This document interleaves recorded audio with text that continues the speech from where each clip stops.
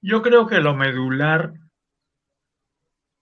está compuesto por dos elementos. Uno, las relaciones del Perú con el exterior, me refiero a las relaciones internacionales de este momento.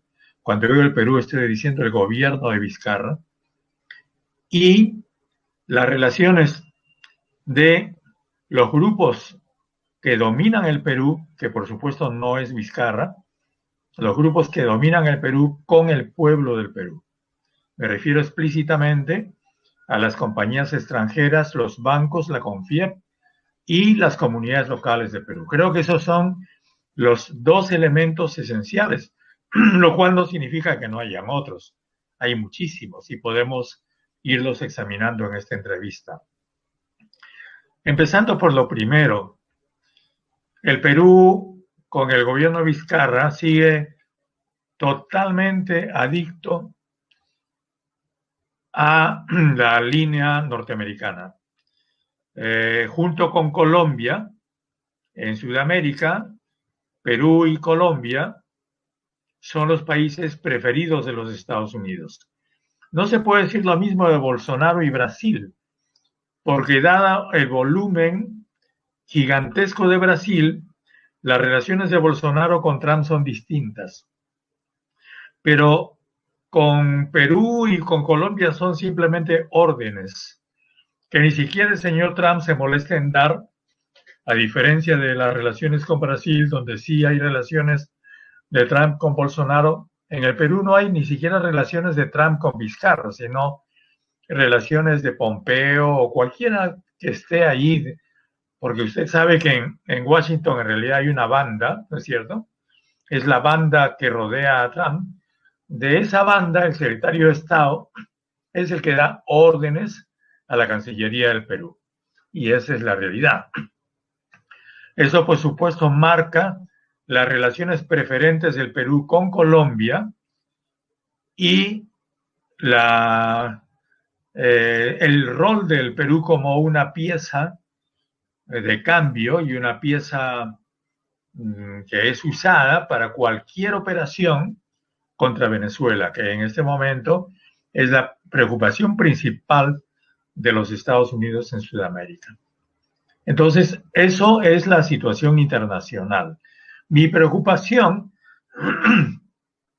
es que noto que en el Perú nadie sigue la política internacional, muy pocas personas, y tampoco la izquierda.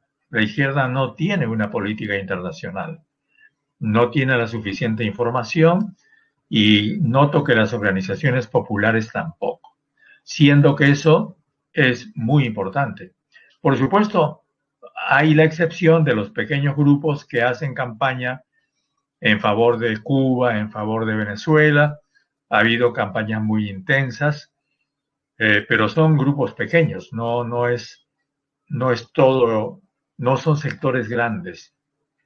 Eso por un lado. Ahora, lo otro es la relación entre las grandes empresas y el pueblo peruano.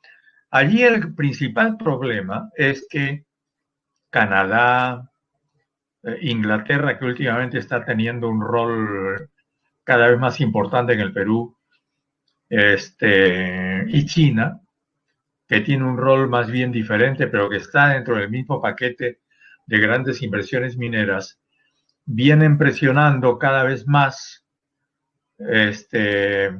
para que el Perú ponga en actividad o reactive los proyectos mineros que están paralizados.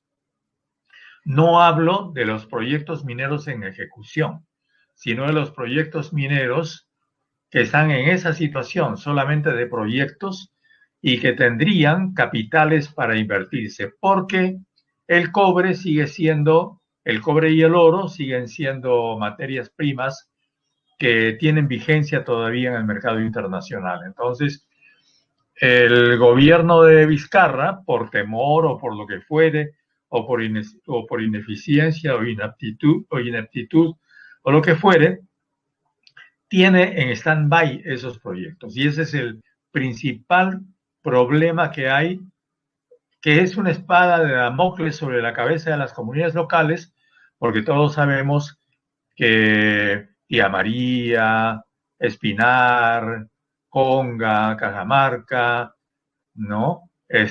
Toromocho, Apurímac, son una serie de grandes proyectos que tienen que ampliarse y que de ampliarse van a causar un enorme daño a la ecología del Perú y directamente a la propiedad y al trabajo de las comunidades locales. Entonces yo creo que esos son los dos elementos fundamentales. Por supuesto que hay muchos otros, pero ya esos están